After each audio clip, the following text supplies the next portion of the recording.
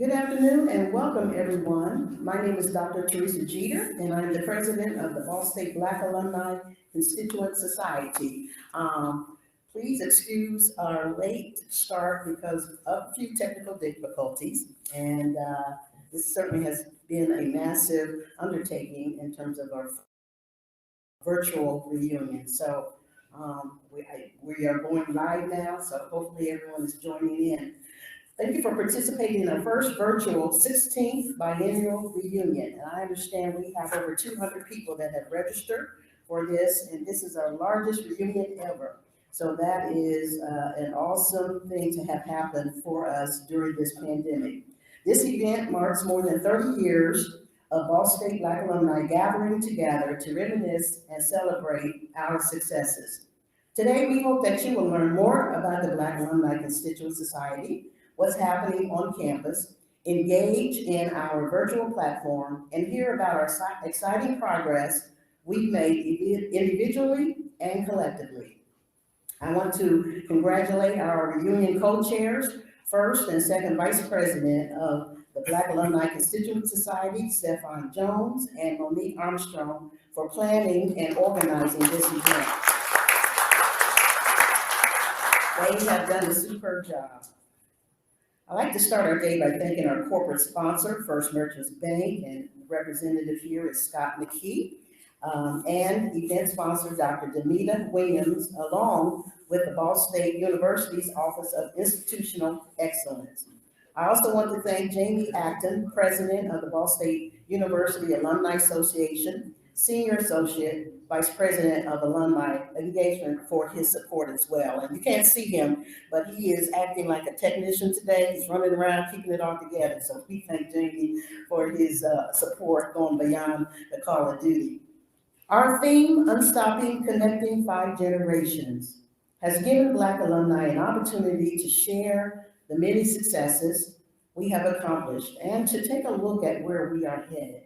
On this platform, you will hear our history by way of Alan Williams, who has an archive at the Ball State Brockman Library for over several decades of information about the Black alumni and increasing the number and amounts of scholarships for our Black students. Speaking of supporting our students, during One Ball State Day and our special crowdfunding event, we raised more than $20,000 for our endowed and book scholarships.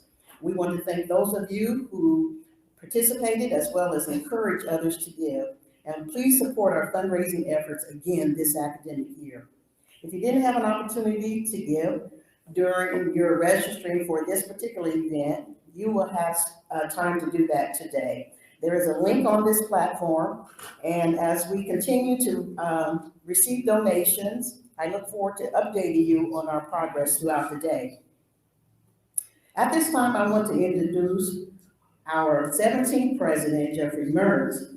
After joining the university in May 2017, President Mearns helped to develop a new strategic plan, Destination 2040. Our flight path establishes a long-range vision for the university that sets priority across 5 key areas: undergraduate excellence, graduate education and lifetime learning, community engagement and impact, scholarship and societal impact, and institutional and inclusive excellence. During his tenure, President Mearns has pursued initiatives that have produced the largest freshman class in history and increased alumni engagement and fundraising.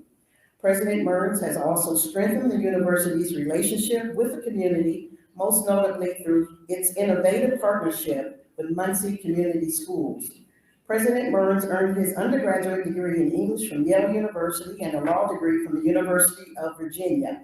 After a legal career that included serving as a federal prosecutor, President Mearns held academic and administrative roles at Cleveland State University, and then he served as president of Northern Kentucky University. He and his wife, Jennifer, have 5 children. Please welcome President Mearns.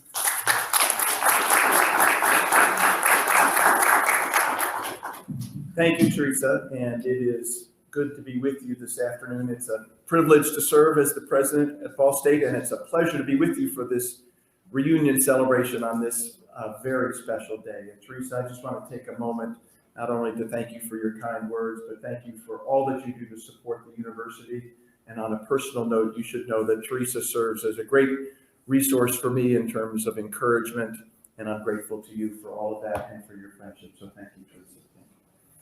I also want to thank all of the members of the Black Alumni Constituent Society and the Alumni Association who worked so hard to put this event together. As all of you know, an event of this size, and now with the technology, an event of this complexity takes a lot of work and a lot of preparation. So thank you all for the work that you've done to put this together. Also here with us in person, not virtually, is a member of our Board of Trustees, Henry Hall. Thank you for joining us today. So Henry's going to speak tonight at the reception, and like all of you, Henry is a loyal and dedicated and accomplished graduate of our university, and as I said, he serves on the Board of Trustees. And so I really want to thank you. I know how busy you are professionally and personally and here at the university. I think this is about the third or fourth time we've been together in just 7 or 8 days. So thanks for all that you do for the university, and particularly for the members of the Black Alumni Constituent Society. And I had a chance to talk to Henry earlier this week about some of the things that he intends to share with you this evening. And I am sure that you will be both informed and inspired by the things that he wants to say. So thank you for all that you do, Henry, and thank you for your support and guidance to me in my role here at the university. So as Teresa said, throughout the day, I think you're going to hear some information that will demonstrate to you that this is an exciting time to be at our university. During the pandemic, our outstanding faculty, our talented and dedicated staff, they have continued to educate and inspire our students. In fact, just last Saturday, we had 2 commencement ceremonies in Worthen Arena, and I had an opportunity to remind them at that time that even though they've now graduated, we've now hoped that we've prepared them to have a fulfilling career and also to lead a meaningful life. And so we have, throughout the pandemic, continued to educate and graduate thousands and thousands of students. And of course, the pandemic, like for all of us, the pandemic was quite challenging professionally and personally, but I'm grateful to all of our faculty and staff who've enabled our students to continue in their education.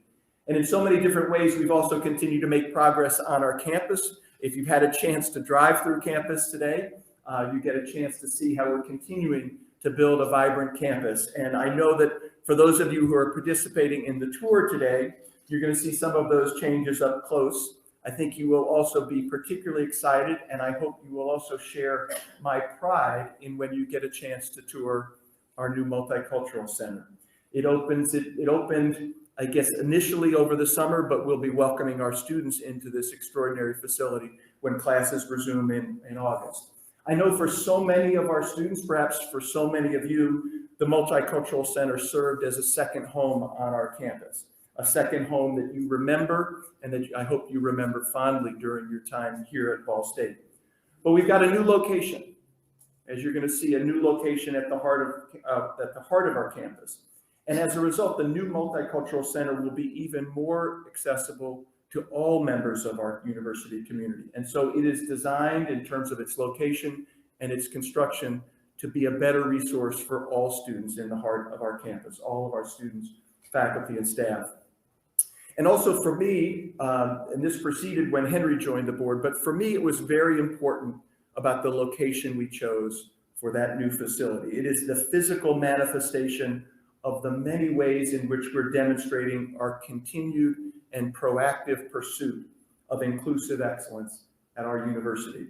And as I said, this beautiful building is located in the heart of our campus because that is where it should be, because it's a demonstration that inclusive excellence is at the heart of everything we do here at Ball State. So some of you may know that in 2018, 3 short years ago, with the support of our board, we also changed our admissions policy to make submitting SAT and ACT scores, to make that optional for applicants.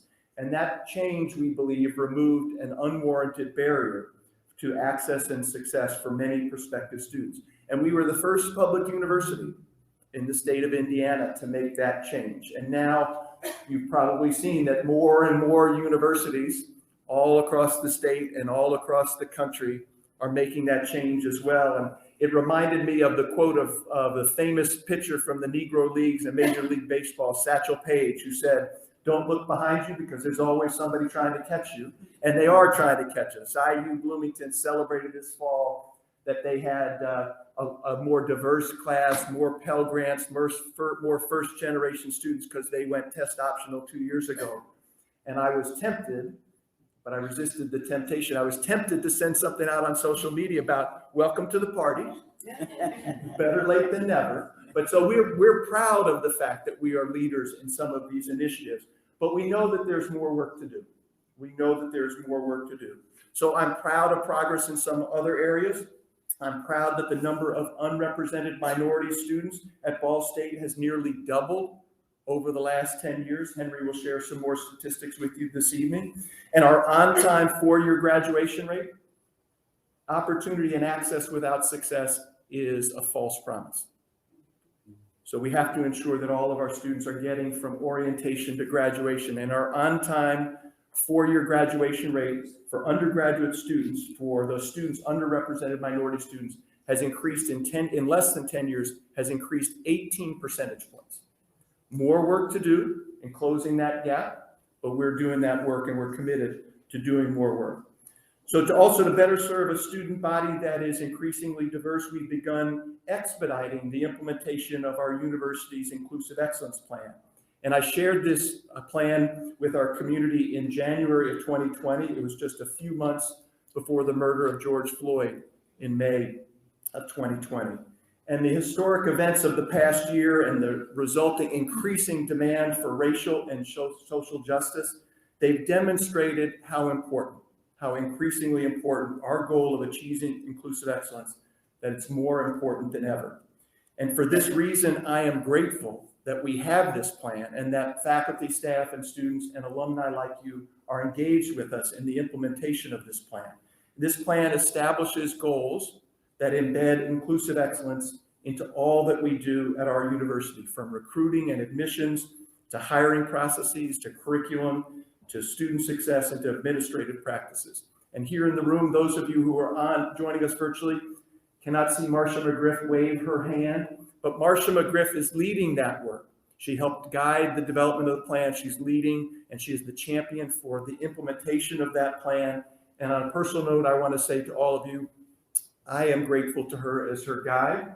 She also, in some of these challenging issues, she serves as my conscience. So Marcia, thank you very much for all that you do for the university and all that you do for me. So as I said, I'm proud of the progress we've made, but there is much more work to do. And so I hope as you spend time with us today, I encourage you to learn more about the ways in which our campus community is working to create a climate and a culture where every person is welcome, respected, and valued.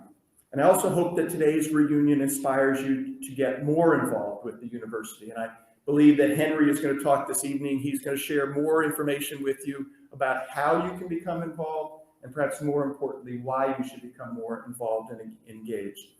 So we look to our graduates, we look to women and men like you to inspire our current students, to give back to the alma mater and to help share the message, to prospective students about the life-changing, transformative experience that can happen for them on our campus. And so that is why I'm grateful to all of you for the many ways in which you support our mission of preparing our students, as I said, to pursue fulfilling careers and to lead meaningful lives.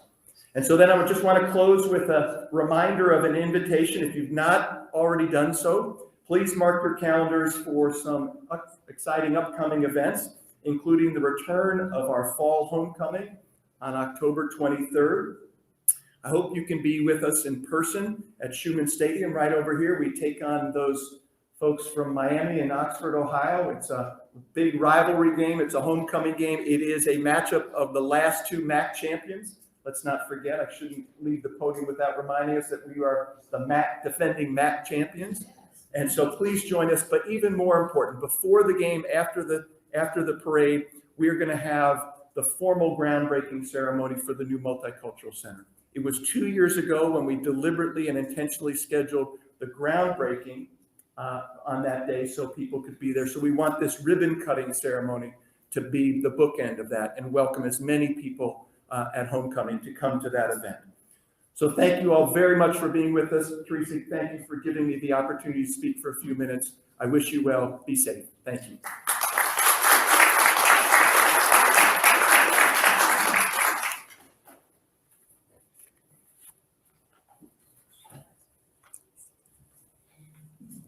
Thank you, President Mearns.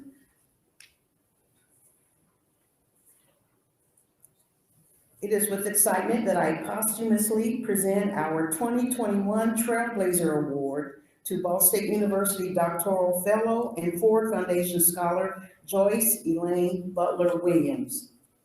At the time of her sudden loss in 1971, a preliminary draft of her doctoral thesis, tentatively titled Some Psycholinguistic Abilities of Pre-Kindergarten Children, reflected Joyce Williams' excellent scholarship. It also reflected her personal commitment to provide quality education to all citizens of this country, especially in that very important era of pre-kindergarten education. In 1966, Ms. Williams directed the first Head Start program in Lincoln Parish under the auspices of Delta Sigma Theta Sorority Incorporated. Following this initial and personally gratifying experience, the next year she continued the Head Start program for Lincoln Parish and later served as regional field consultant for the program with headquarters at Texas Southern University, Houston, Texas. With dedication, strength, and undaunted courage, Mrs. Williams taught elementary, high school, college, and university students, never leaving the task, be the labor great or small, until it was done. We hope her courage and commitment will provide the necessary inspiration for the continuance of her work. Here to receive the Ball State Black Alumni Constituent Society's Trailblazer Award is her daughter, Linda Dorrell. Please welcome her to the stage.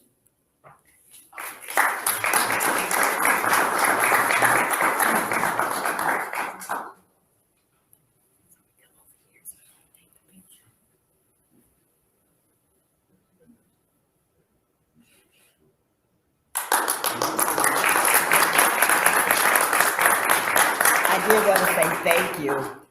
You're welcome.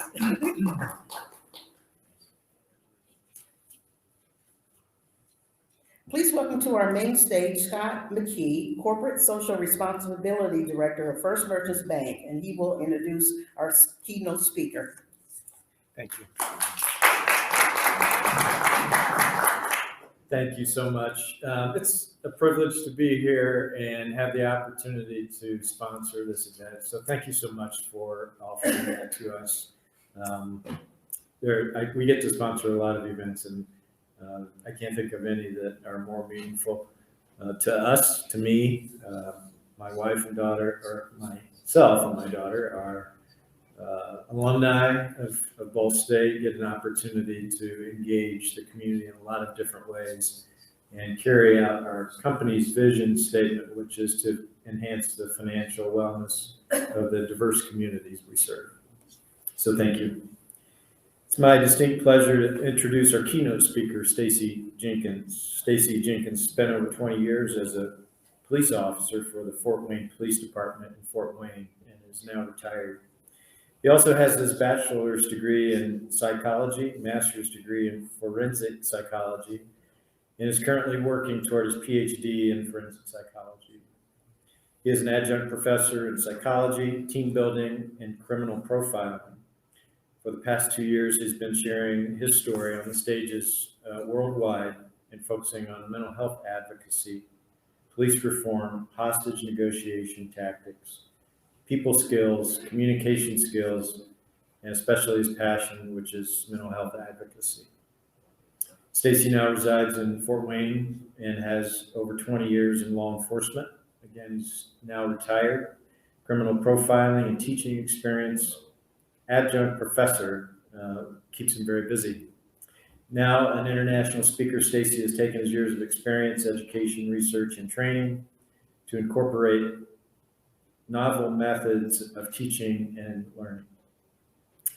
Stacy has utilized his background in psychology, team building, and behavioral profiling to implement said methods to take out the law enforcement aspect and make these skills, people and civilian, practical. Love that. Thank you. Please welcome to the stage, Stacy Jenkins.